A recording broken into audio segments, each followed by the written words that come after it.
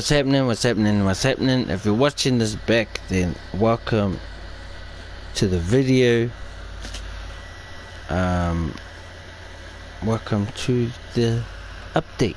So, ISO, right? So the last few days I've been in isolation due to the coronavirus. You know, had to be around for a while in a small ass room for 7 days. I'm not really a person that likes to do that, but you know, it happened. Went a little stir crazy, went a little cabin feverish, if you'd like to say. That was like the worst part about it, really. The symptoms weren't even that bad for me. I had a headache. I did have a headache for about 4 days. No, the headache was actually the longest part of it. The headache, I had the throat, sore throat, blocked nose, chesty, so you know, it's hard to breathe sometimes. Yeah, small cough. You know, and the runny nose. But you know, apart from that, I wasn't too bad. Like, the symptoms weren't full on for me. Like, I was able to, you know, cope with them. So it was like a flu, but it was like having like a flu, but you know how it's like a flu stops you from doing stuff like eating and drinking. You know, you don't want to do that stuff. Well, with coronavirus, I was hungry and I actually wanted to eat and I actually wanted to drink. So that was a huge difference.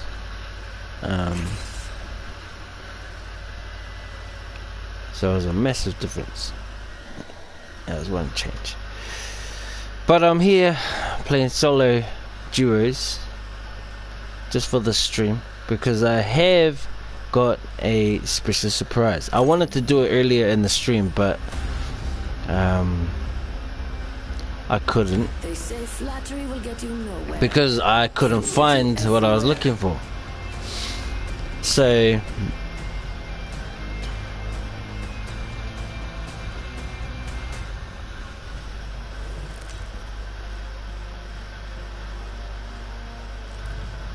this is your champion. Never watch your front. I'm always in the lead.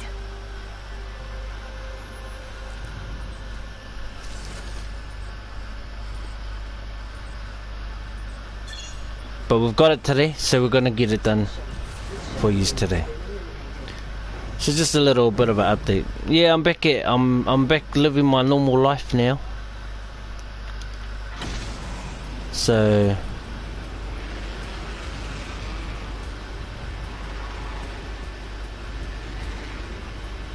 living my normal life again.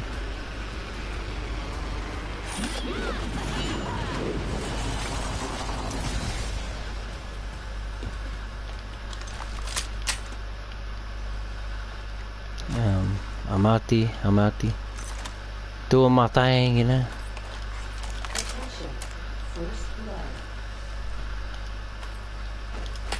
Back at work, all my normal stuff.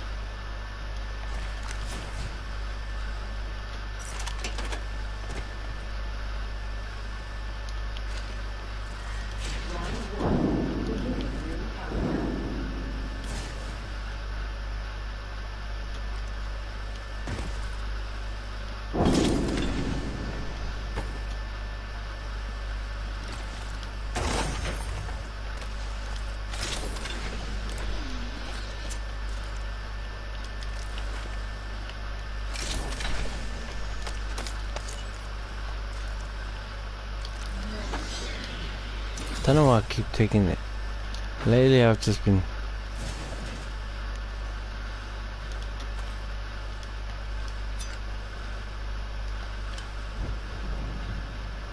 without you here by my side, girl.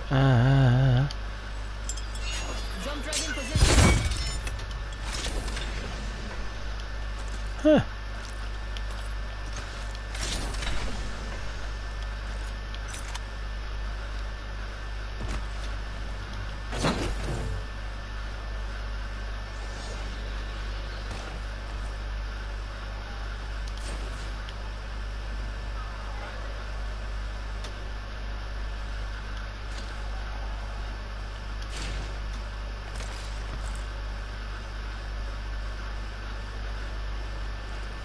Dropship.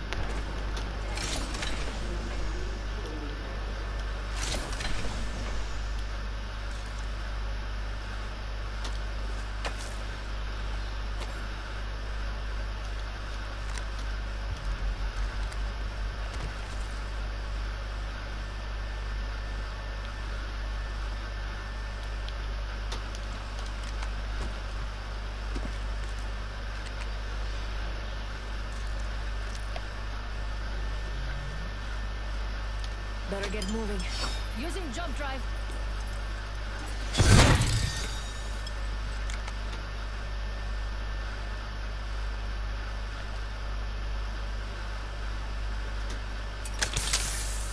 I've got 45 seconds.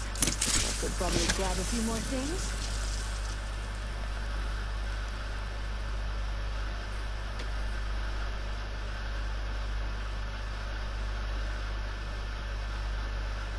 Seconds to be somewhere else.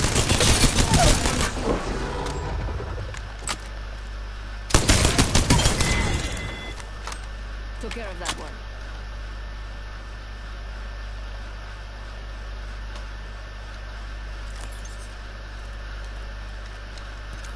Ten seconds until the ring closes. Keep your eyes peeled. An enemy landed near me. Half down, half to go. New movement in progress.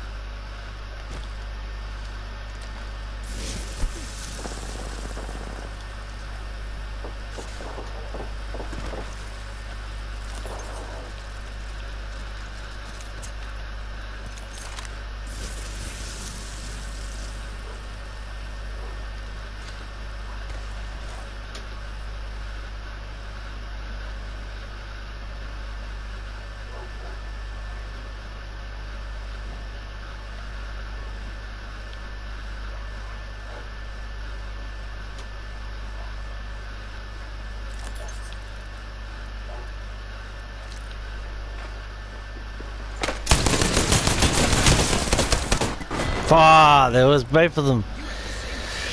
Ah, no. That was my mistake in that box. Anyway. So we're going to be reading a book today called Steelheart by the author Brandon Sanderson.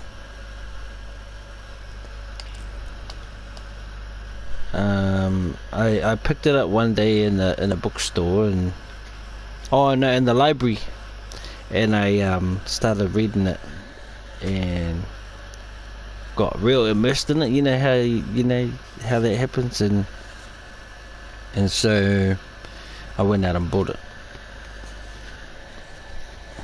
But I'm one of those people that aren't really big strong readers, so I kind of keep losing the book, if that's the thing.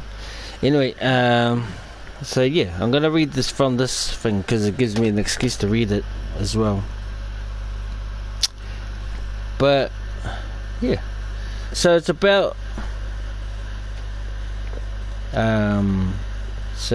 this young boy named David who loses his dad. So on the back it says, gives you the rundown. It says, 10 years ago, calamity came. It was a burst in the sky that gave ordinary men and women extraordinary powers. The awed public started calling them epics, but epics are no friend of men. With incredible gifts came the desire to rule, and to rule man you must crush his will. Nobody fights the epics, nobody but the Reckoners. A shadowy group of ordinary humans, they spend their lives studying epics, finding their weaknesses, and then assassinating them. And David wants in. He wants Steelheart, the epic who is said to be invincible, the epic who killed David's father. For years, like the Reckoners, David's been studying and planning, and he has something they need. Not an object, but an experience. He's seen Steelheart bleed, and he wants revenge. Alright, so this is the plot, right? So because I've already read some of it, I'm not going to go back and read it again for you, because who knows how long this stream is going to go. I can't exactly read it when I'm playing Days Gone, so I figured, hey, might as well do some solid duos, because during the time I'm setting up the game, we can read a bit. And so I'll give you the rundown of where I've read already. Okay, so David's father gets killed by an epic in the bank. Right, they go visit the bank when he's about 8 years old, doing a withdrawal. Epic comes along and robs the bank. Right, Steelheart is like the big boss man, right, for the epics. He come down to the bank, and then everyone thought that he was going to save everyone, but he ends up killing everyone in the bank. David's father has a gun, shoots Steelheart somehow, and somehow makes him bleed, right? When he's not looking. So then David's father dies. David survives. La la la. Steelheart screams in pain because he believes he's invincible, but they found the weakness in him somewhere, and he turns the city, like a large portion of the city, into steel, because he's Steelheart, right? So he screams out in pain, and the pain from his heart turns most of the city steel, right? So now there's catacombs and everything under the city, and blah blah blah.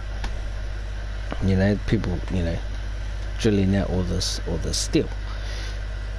The Reckoners are a group of people that try to kill the epics to regain balance in the world. David wants to join these Reckoners because of their feats that they have done in the past, right? So one day David, he's a massive planner, so that fella just sticks to himself and just plans every day on what epics are and what their powers are, who they are, and what they like doing, their daily routines. And so he measures by the depth of the epics where these reckoners are going to be, right? Because they don't advertise it anyway, they just keep to themselves, they just assassinate and then they move on. So he calculates where these epics are going to be, and figures it out, and then he shows up one day at one of the assassinations and joins in, right? And so where we're going to read from is where David figures out the team, right? Because there's a team of 4, I think, or 5. Yeah, 5, right? There's a team of 5, and so I'll read down quickly where they are, right? Who the people in the team are, and then we'll go from there. Okay. So he walked slowly back to me. "Alright, son," he said. "You've got 15 minutes." He gestured back toward the room. "I'll listen to what you have to say." We walked back into the small room amid a few grumbles from some of the others. I was beginning to place the members of the team. Abraham, with his large machine gun and beefy arms, he had to be the heavy weaponsman. He'd be around to lay cover at enforcement officers if something went wrong. He'd intimidate information out of people when needed, and would probably work the heavy machinery if the plan called for it. Red-haired Tia, narrow-faced and articulate, was probably the team's scholar, judging from her clothes. She wouldn't be involved in confrontations, and the Reckoners needed people like her. Someone who knew exactly how Epic's powers worked, and who could help decipher their target's weaknesses. Megan had to be point woman. She would be the one who went into danger, who moved the Epic into position. Cody, with his camo and sniper rifle, was most likely fire support. I was guessing that after Megan neutralized the Epic's powers in some way, Cody would pick them off or checkmate them with precision fire. Which left Prof, short for Professor, team leader, I supposed. Maybe a second point man if they needed one. I hadn't quite placed him yet, though something itched at me regarding his name. As we entered the room again, Abraham looked interested in what I was going to say. On the other hand, Tia looked annoyed, and Cody actually looked amused. The sniper leaned back against the wall and relaxed, crossing his arms to watch the whole way. The rest of them surrounding me, waiting. I smiled at Megan, but her face had become impassive, cold even. What had changed? I took a deep breath. "I've seen Steelheart bleed," I repeated. "It happened 10 years ago when I was 8. My father and I were at the First Union Bank on Adams Street." Alright. So that's where we meet the team. Alright. So from there, we shall continue on.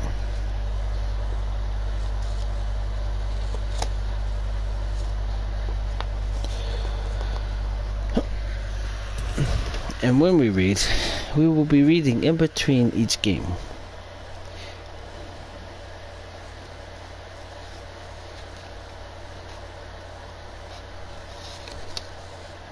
Okay. I don't exactly know where I'm at in the book, but as I read I shall understand. I actually do remember this part. Okay.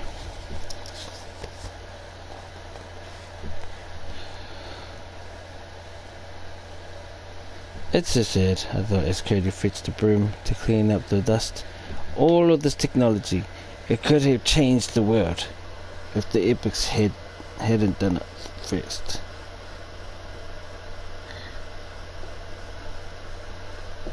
A ruined world couldn't enjoy benefits. What was your life like back then?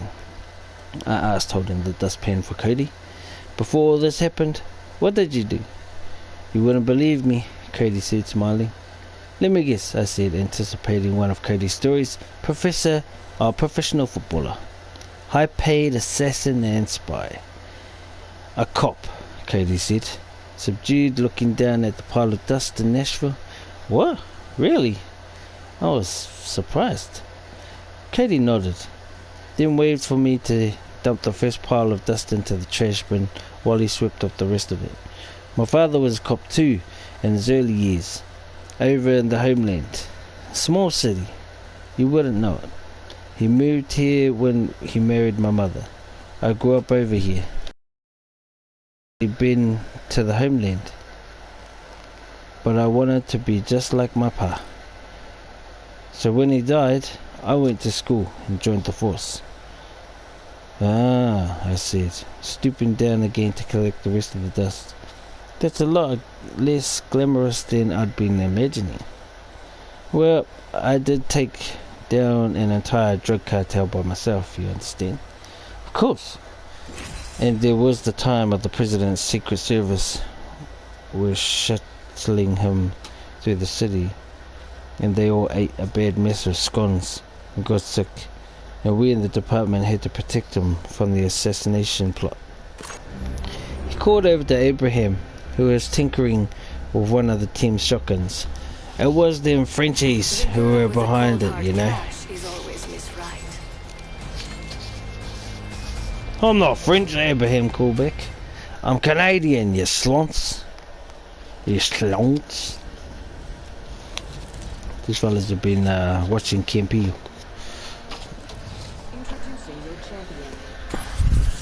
Well, Abraham is Canadian, as we have learnt.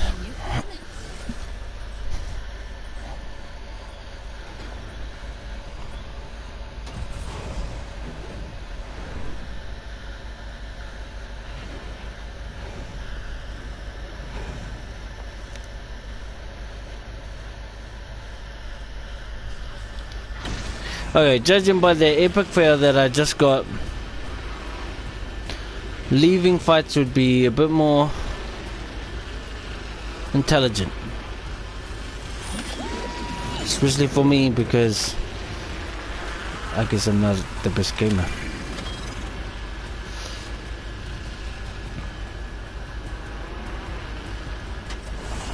Enemy landed near me. They just can't resist me, can they?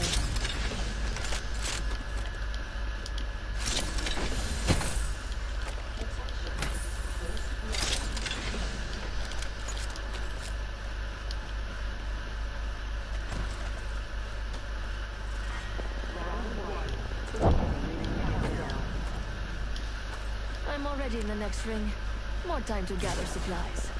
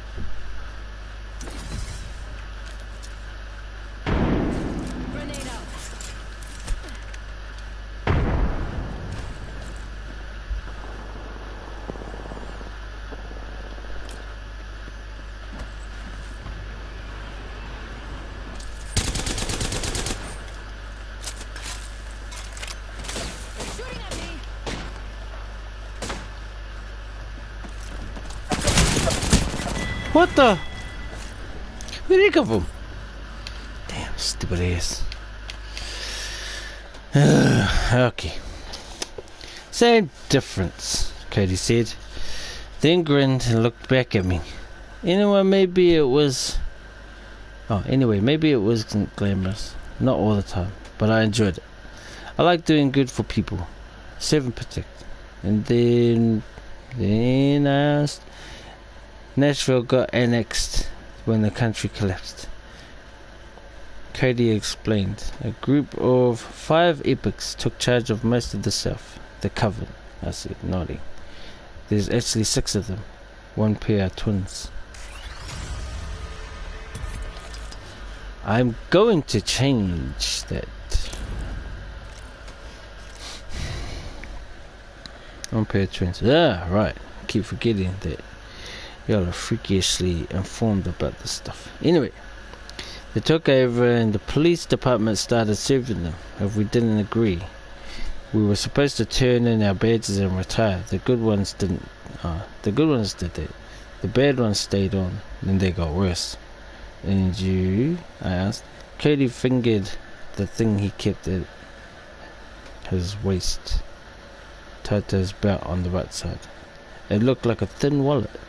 He reached down and undid it and did the snap, showing a scratched but still polished police badge. I didn't do either one, he said, subdued. I took on oath. Serve and protect. I ain't going to stop that because some thugs with magic powers start shoving everybody around. That's that. His words gave me a chill. I stared at the badge, and my mind flipped over and over like a pancake on a griddle, trying to figure out this man, trying to reconcile the joking, storytelling, blowhard with the image of a police officer still on his beat, still serving after the city government had fallen, after the precinct had been shut down, after everything had been taken from her. The others probably have similar stories, I thought, glancing at Tia, who was busy working away, sipping her cola. What had drawn her to fighting what most would call a hopeless battle, living a life of constant running, bringing justice to those the law should have condemned, but could not touch. What had drawn Abraham, Megan, and the professor himself? I looked back at Cody. He was moving too close to his badge folder. There was something tucked behind the plastic opposite it, in the holder. A picture of a woman, but with a section removed. A bar shaped that contained her eyes, and much of her nose. Who was that? Somebody special, Cody said. Who? He didn't answer, snapping the badge holder closed. It's better if we don't know, or ask about each other's families, Tia said from the table. Usually a stint in the reckoners ends with death, but occasionally one of us gets captured. Better if we can't reveal anything about the others that will put their loved ones in danger. Introducing your champion.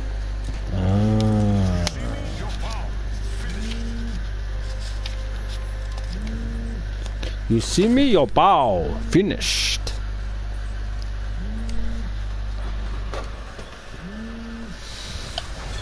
Marking all the replicators.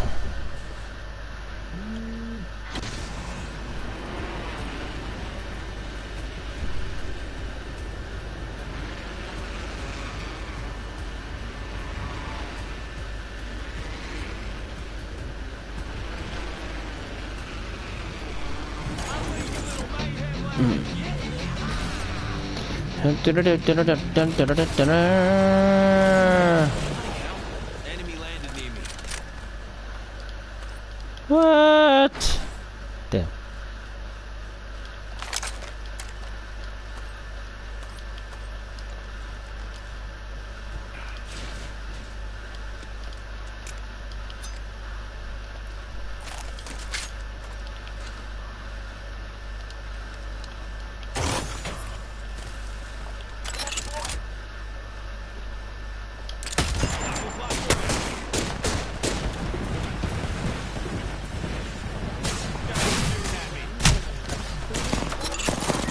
Fuck!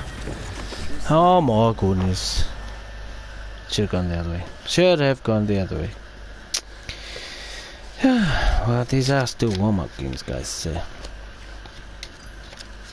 I'm gonna be doing trash. I've actually been doing trash lately, so maybe they're not warm-up games. Maybe they're just normal for me at the moment. Oh, I said, yeah, that makes sense. It just wasn't something I'd have considered. I didn't have any loved ones left. "How's it going there, lass?" Cody asked, sauntering over to the table. I joined him and saw that Tia had spread out lists of reports and ledgers. "It's not going at all," Tia said with a grin. She rubbed her eyes beneath her spectacles. "This is like trying to recreate a complex puzzle after being given only one piece." "What are you doing?" I asked. I couldn't make sense of the ledgers anymore. Then I'd been able to make sense of the maps. "Steelheart was wounded that day," Tia said. "If your recollection is correct." "It is," I promised. "People's memories fade," Cody said. "Not mine," I said. "Not about this. Not about that day.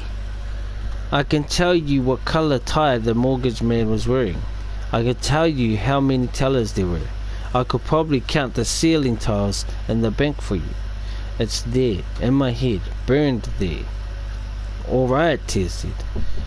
"Well, if you are correct, then Steelheart was impervious for most of the fight and only harmed near the end. Something changed.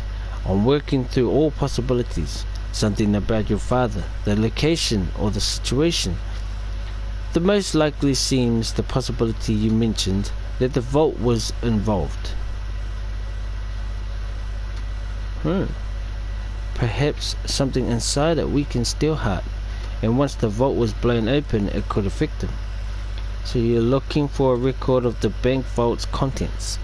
"Yes," Tia said, "but it's an impossible task. Most of the records would have been destroyed with the bank. Off-site records would have been stored on a server somewhere." So my theory is that Steelheart is only impervious or impenetrable, or maybe not impenetrable. Well, but Steelheart is only, invulnerable to people he can see. So if you catch him off guard, bam, he's vulnerable. I don't know though. First Union was hosted by a company known as Dory Jones LLC. Most of their servers were located in Texas, but the building was burned down 8 years back during the Adra riots. Adra riots. Adra.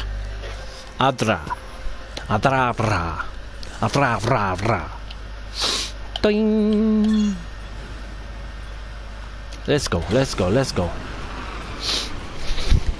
I'm playing scared now, and I think that's the thing, because before I wasn't.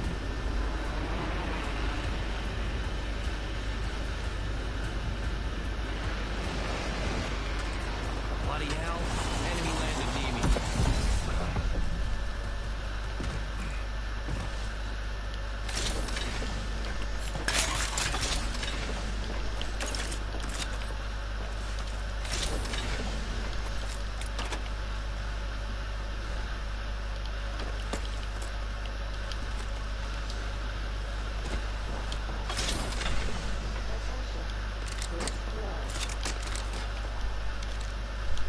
What? Where's that bloody thing? Come on, my bro.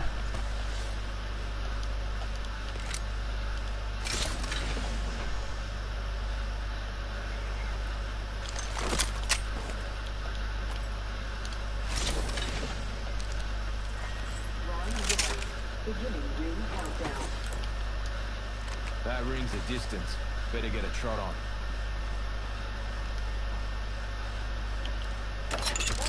Deploying me knuckle cluster. What the?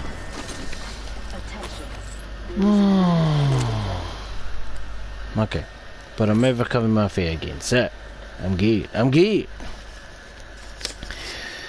that leaves the off chance that they had physical records or a digital backup at another branch. But that building housed the main offices, so the chances of that are slim. Other than that, I've been looking for patron lists, the rich or notable who were known to frequent the bank, and have boxes in the vault.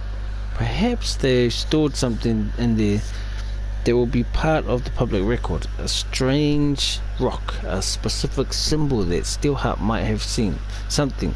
I looked at Cody's service hosted. What was she talking about? He shrugged. The problem was, an epic weakness could be just about anything. Tia mentioned symbols. There were some epics who, if they saw a specific pattern, lost their powers for a few moments. Others were weakened by thinking certain thoughts, not eating certain foods, or eating the wrong foods. The weaknesses were more varied than the powers themselves. If we don't figure out the puzzle, Tia said, the rest of the plan is useless. We're starting down a dangerous path, but we don't yet know if we'll be capable of doing what we need to at the end. That bothers me greatly, David. If you think of anything that could give me another lead to work on, speak of it. I will, I promised. Good, she said. Otherwise, take Cody and please let me concentrate. You really should learn to do two things at once, lass, Cody said. Like me. It's easy to both be a buffoon and make messes of things, Cody, she replied. Putting these messes back together while dealing with the said buffoon is a much more difficult prospect. Go find something to shoot, or whatever it is you do. I thought I was doing whatever it is I do, he said absently. He stabbed a finger at a line on one of the pages, which looked like it listed clients of the bank. It read, Johnson Liberty Agency. What are you? Tia began, then cut herself off as she read the words. What? I asked, reading the document. Are those people who stored things at the bank? No, Tia said. This isn't a list of clients. It's a list of people the bank was paying. That's the name of the insurance company, Cody said, smirking. Calamity Cody. Tia swore. I hate you. I know you do, lass. Oddly, both of them were smiling as they said it. Tia immediately began shuffling through papers, though she noticed with a dry look that Cody had left a smudged bit of mayonnaise from his sandwich on the paper where he'd pointed. He took me by the shoulder and steered me away from the table. What just happened? I asked. Insurance company, Cody said. The people who First Union Bank paid piles of money to cover the stuff they had in their vault. So that insurance company would have kept a detailed day-by-day record of just what they were insuring. Cody said with a grin. Insurance people are a wee bit anal about things like that. Like bankers, like Tia actually. If we're lucky, the bank filed an insurance claim following the loss of the building that would leave an additional paper trail. Ooh, so maybe there was something in the vault. Maybe my theory is wrong. Maybe it keeps growing. I don't know. Shadowingen, everybody. Shadowingen. I like going to this place, Riley.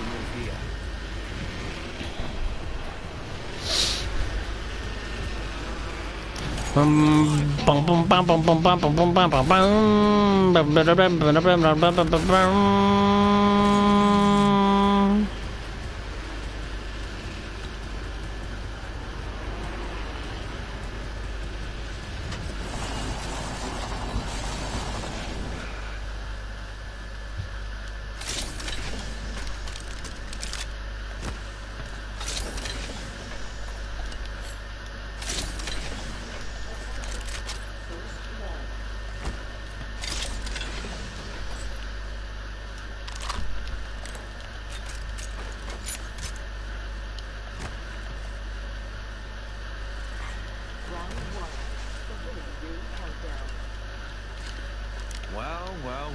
Looks like I'm inside the ring.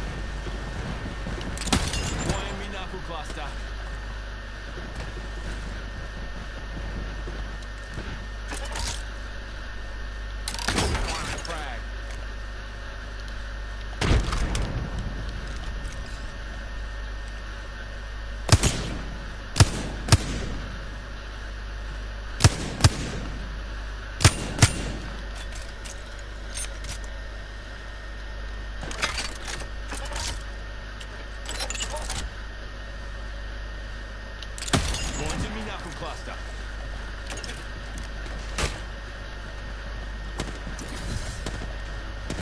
Being shot at. Recharging my shield.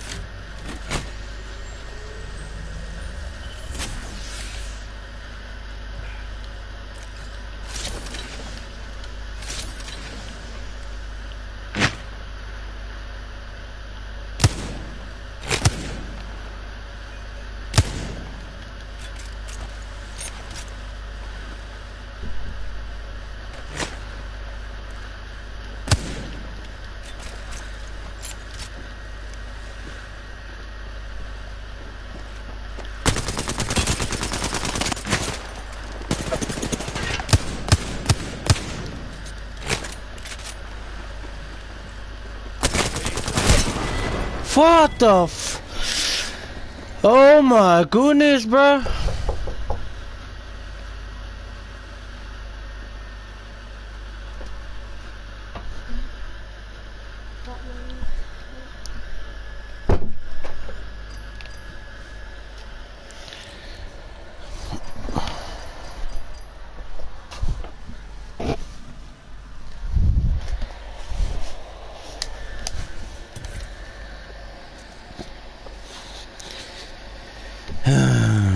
Clever, I said, impressed.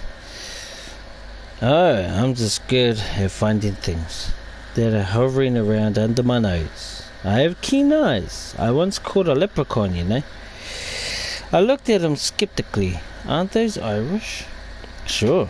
He was over in the homeland on an exchange basis. We sent the Irish 3 turnips and a sheep's bladder in trade. Doesn't seem like much of a trade. Oh, I think it was a sparking good one, seeing as to how leprechauns are imaginary and all. Hello, Prof. How's your kilt? As imaginary as your leprechaun, Cody, Prof said, walking into the chamber from one of the side rooms, the one he had appropriated as his thinking room. Whatever that meant, it was the one with the imager in it, and the other reckoners stayed away from it. Can I borrow, David? Prof, please, Prof, Cody said. We're friends. You should know by now that you needn't ask something like that. You should be well aware of my standard charge for renting one of my minions. £3 and a bottle of whiskey. I wasn't sure if I should be more insulted at being called a minion or at the low price to rent me. Prof ignored him, taking me by the arm. I'm sending Abraham and Megan to Diamond's place today. The weapons dealer, I asked, eager.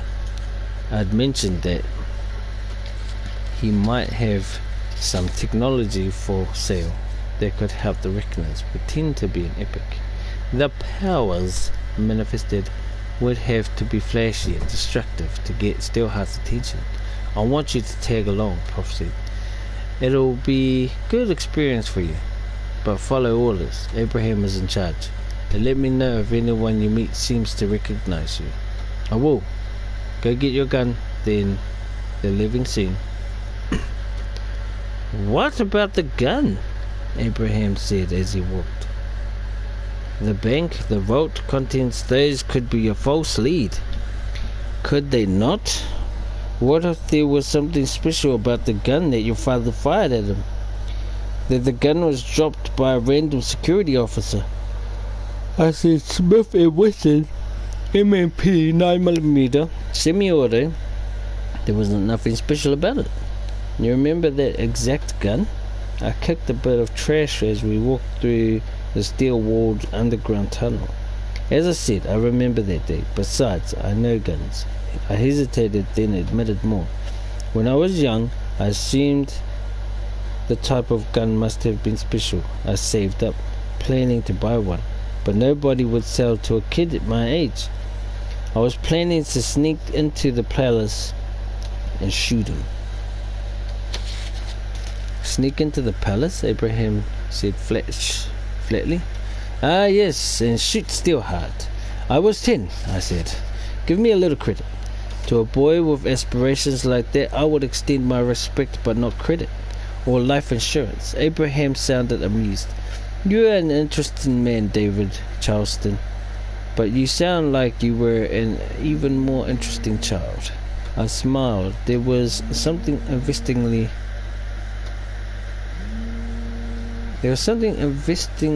Oh. What? There was something invitingly friendly about the soft-spoken, articulate Canadian, with his light French accent. You almost didn't notice the enormous machine gun with mounted grenade launcher resting on his shoulder.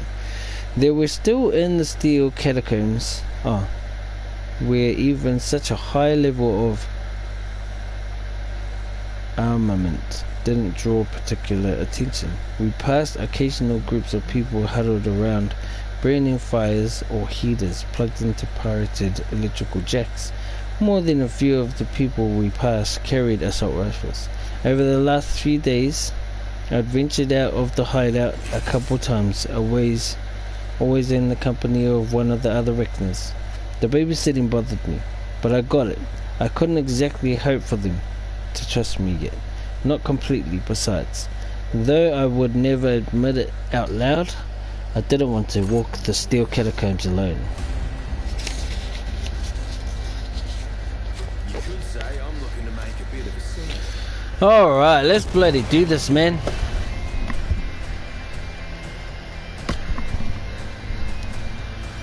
I don't think it's the reading of the book that's putting me off, but it could be.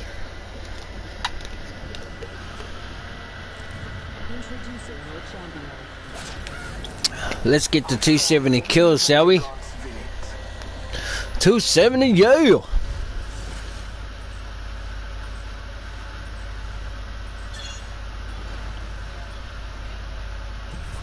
I'll high-five you all when I see you.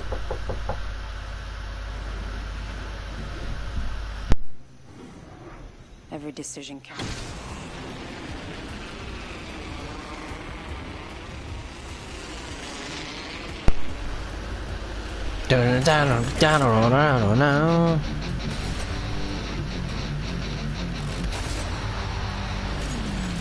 Oh, they split up.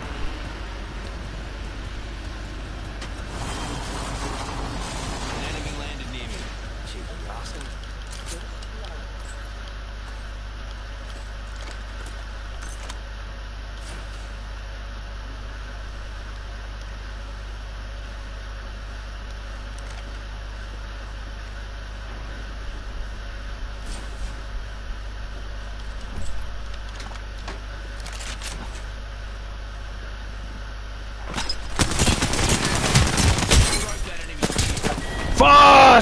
I shot over his head.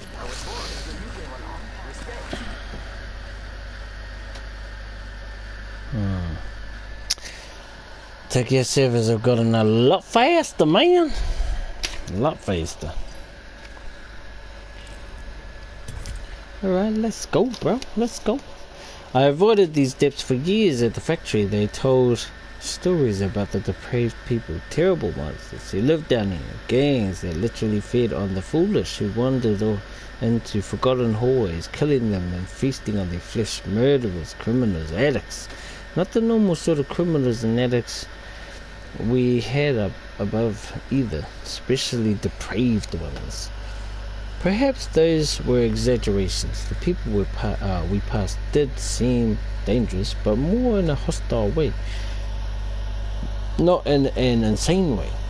They watched with grim expressions and eyes that tracked your every movement until you passed out of their view.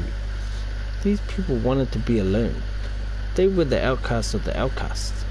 Why does he let them live down here? I asked as we passed another group. Megan didn't respond. She was walking ahead of us, keeping to herself. But Abraham glanced over his shoulder, looking towards the firelight and line of people who had stepped up to make sure we left. There will always be people like them. Abraham, your heart knows it. Tia, she thinks he made this place for them, so he would know where they were. It is useful to know where your outcasts are gathering. Better the ones you know about than the ones you cannot anticipate. That made me uncomfortable. I thought we were completely outside Steelheart's view down here. Perhaps this place wasn't as safe as I had assumed. You cannot keep all men confined all the time, Abraham said. Not without creating a strong prison. So instead you will allow some measure of freedom for those who really, really want it. That way, they do not become rebels if we do it right. He did it wrong with us, I said softly. Yes, indeed he did. I kept glancing back as he walked. I couldn't shake the worry that some of those in the catacombs would attack us. They never did. I started as I realized that at that moment some of them were following us. Abraham, I said softly. They're following. Yes, he said calmly. There are some waiting for us ahead too. In front of us the tunnel narrowed. Sure enough, a group of shadowed figures were standing there, waiting. They wore the mismatched cast-off clothing common to many catacombs, and they carried old rifles and pistols wrapped in leather, the type of guns that probably only worked one day out of 2, and had been carried by a dozen different people over the last 10 years. The 3 of us stopped walking, and the group behind caught up, boxing us in. I couldn't see their faces. None carried mobiles, and it was dark without their glow. That's some nice equipment, friend, said one of the figures in the group in front of us. Nobody made any overtly hostile moves. They held their weapons with the barrels pointed to the sides. I carefully started to unsling my gun, my heart racing. Abraham, however, laid a hand on my shoulder. He carried his massive machine gun in his other hand, barrel pointed upward, and wore one of the reckless jackets like Megan, though his was grey and white, with a high collar and several pockets, while hers was standard brown leather. They always wore their jackets when they left the hideout. I'd never seen one work, and I didn't know how much protection they could realistically offer. But be still, Abraham said to me. But I will deal with this, he said, his voice perfectly calm as he took a step forward. Megan stepped up beside me, hand on the holster of her pistol. She didn't look any calmer than I was, both of us trying to watch the people ahead and behind us at once. You like our equipment? Abraham asked politely. You should leave the guns, the thug said. Continue on. This would not make any sense, Abraham said. If I have weapons that you want, the implication is that my firepower is greater than yours. If we were to fight, you would lose, you see. Your intimidation, it does not work. There are more of us than you, friend, the guy said softly. And we're ready to die, are you? I felt a chill at the back of my neck. No, those weren't the murderers I've been led to believe lived down here. They were something more dangerous, like a pack of wolves. I could see it in them now, and the way they moved, and the way groups of them had watched us pass. These were outcasts, but outcasts who had banded together to become one. They no longer lived as individuals, but as a group. Ooh, Abraham gonna mess him up. Gonna mess him up. Fast yourself, 'cause I'm the best. Do not fast yourself.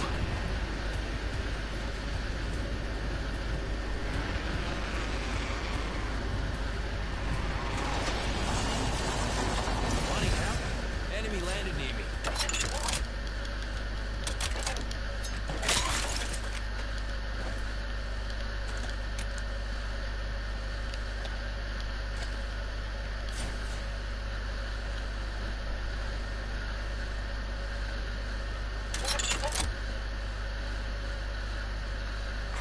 Attention, first blood.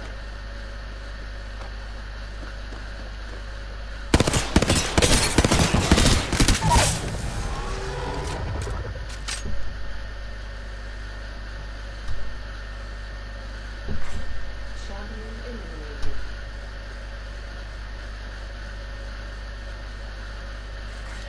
Round 1, beginning ring countdown.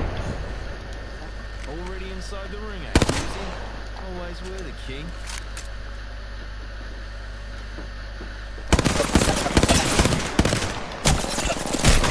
Ah! Oh my gosh, bro. Oh my gosh, I'm getting better though. I'm getting better. And for this group, guns like the ones Abraham and Megan carried would increase their chances of survival. They'll take them, even if it meant losing some of their numbers. It looked to be about a dozen men and women against just 3. And we were surrounded. They were terrible odds. I itched to lower my rifle and start shooting. You didn't ambush us, Abraham pointed out. You hope to be able to end this without death. The thieves didn't reply. It is very kind of you to offer us this chance, Abraham said, nodding to them. There was a strange sincerity to Abraham from another person. Words like those might have sounded condescending or sarcastic, but from him they sounded genuine. You have let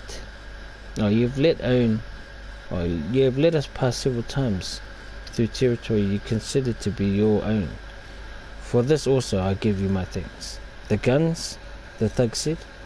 I cannot give them to you, Abraham said. We need them. Beyond this, if we were to give them to you, it would go poorly for you and yours. Others would see them, and would desire them. Other gangs would seek to take them from you, as ye have sought to take them from us. That isn't for you to decide. Perhaps not. However, in respect of the honor you have shown us, I will offer you a deal. A duel. Between you and me, only one man need to be shot. If we win, you will leave us be and allow us to pass freely through this area in the future. If you win, my friends will deliver up their weapons, and you may take from my body that which you wish. These are the steel catacombs, the man said. Some of his companions are whispering now, and he glared at them with shadowed eyes, then continued. This is not a place of deals, and yet you already offered us one, Abraham said calmly. You did us honor. I trust that you will show it to us again. It didn't seem to be about honor to me. They hadn't ambushed us because they were afraid of us. They wanted the weapons, but they didn't want to fight. They aimed to intimidate us instead. The lead thug, however, finally nodded. Fine, he said. A deal. Then he quickly raised his rifle and fired. The bullet hit Abraham's right in the chest. I jumped cursing as I scrambled for my gun, but Abraham didn't fall. He didn't even twitch. 2 more shots cracked in the narrow tunnels, bullets hitting him. One in the leg, one in the shoulder, ignoring his powerful machine gun. He calmly reached to his side and took his handgun out of his holster, then shot the thug in the thigh. The man cried out, dropping his battered rifle and collapsing, holding his wounded leg. Most of the others seemed too shocked to respond, though a few lowered their weapons nervously. Abraham casually reholstered his pistol. I felt sweat trickle down my brow. The jacket seemed to be doing its job and doing it better than I'd assumed, but I didn't have one of those yet. If the other thugs opened fire, Abraham handed his machine gun to Megan. They walked forward and knelt beside the fallen thug. Place pressure here. Please, he said in a friendly tone, positioning the man's hand on his thigh. There, very good. Now, if you don't mind, I'll bandage the wound. I shot you where the bullet could pass through the muscle, so it wouldn't get lodged inside. The thug groaned at the pain as Abraham took out a bandage and wrapped the leg. You cannot kill us, friend, Abraham continued, speaking more softly. We are not what you thought us to be. Do you understand? The thug nodded vigorously. It would be wise to be our allies, do you not think? Yes, the thug said. Wonderful, Abraham replied, trying the bandage tight. I'll tie the bandage tight. Change this twice a day. Use boiled bandages. Yes. Good. Abraham stood and took his gun back and turned to the rest of the thugs group. Thank you for letting us pass, he said to the others. They looked confused, but parted, creating a path for us. Abraham walked forward, and we followed in a hurry. I looked over my shoulder at the rest of the gang gathered around their fallen leader. It was amazing!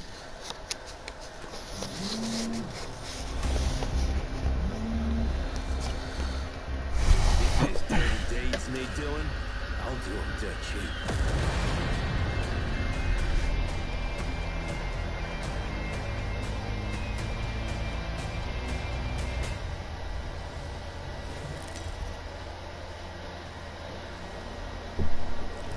Introducing your champion. Follow my path to win.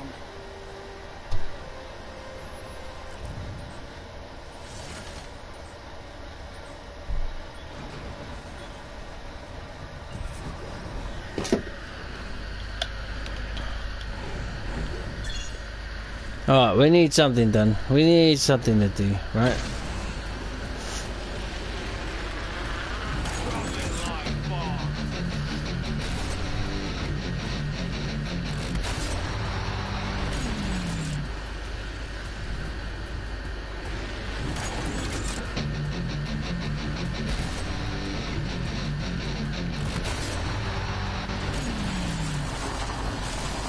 An enemy landed near me. Cheeky rascal.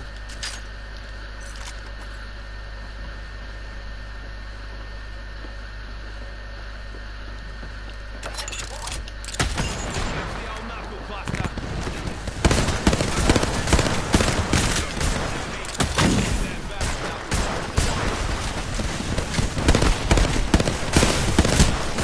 Fuck! I just can't get any shots. What the hell, bruh? Oh my goodness. Oh my goodness. I'm gonna cut it. I'm gonna cut that, dude. Because it's just redonkulous. It's ridiculous, man. Oh my goodness. Schlons, man. Schlons.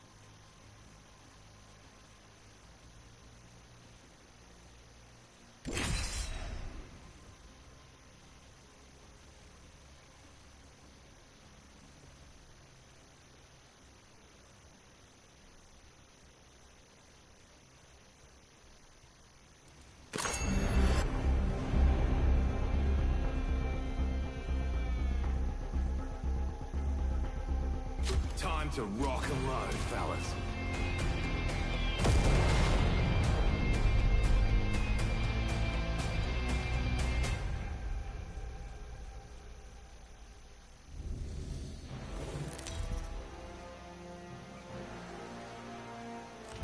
This is your champion. Violence for science. Oh, great catchphrase that. Alrighty. Fuck. Can I get somewhere, please? Jeez. Anybody wanna watch this, man? Anybody gonna watch it anyway?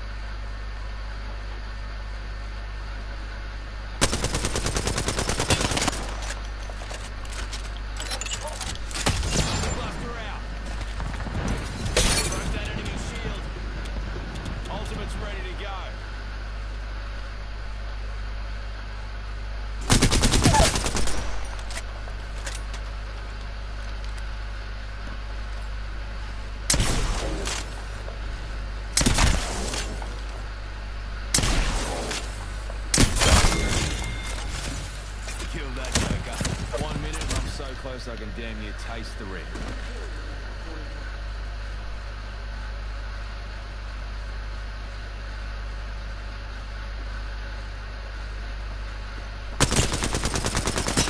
Ring ain't far.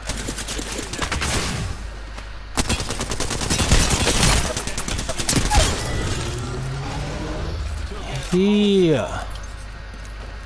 Finally, jeez. 30 seconds. Rings near.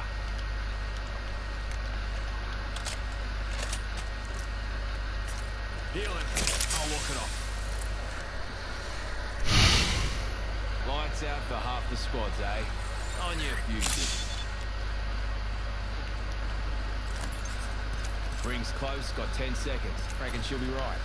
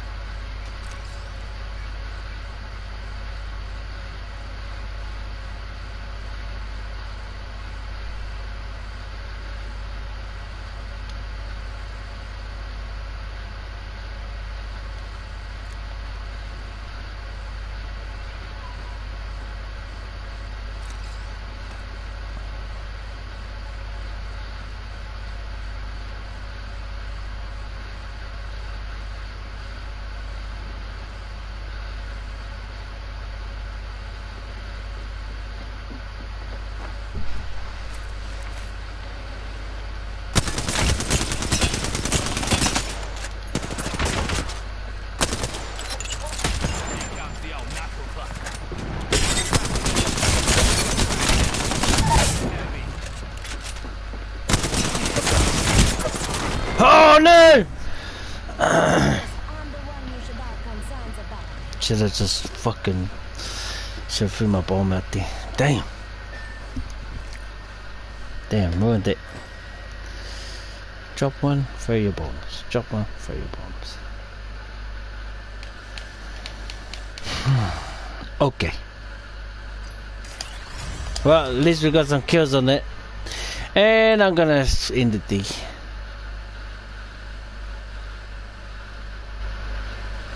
Thanks for watching. Thanks for listening. But yeah, as an update, I'm back to it again. So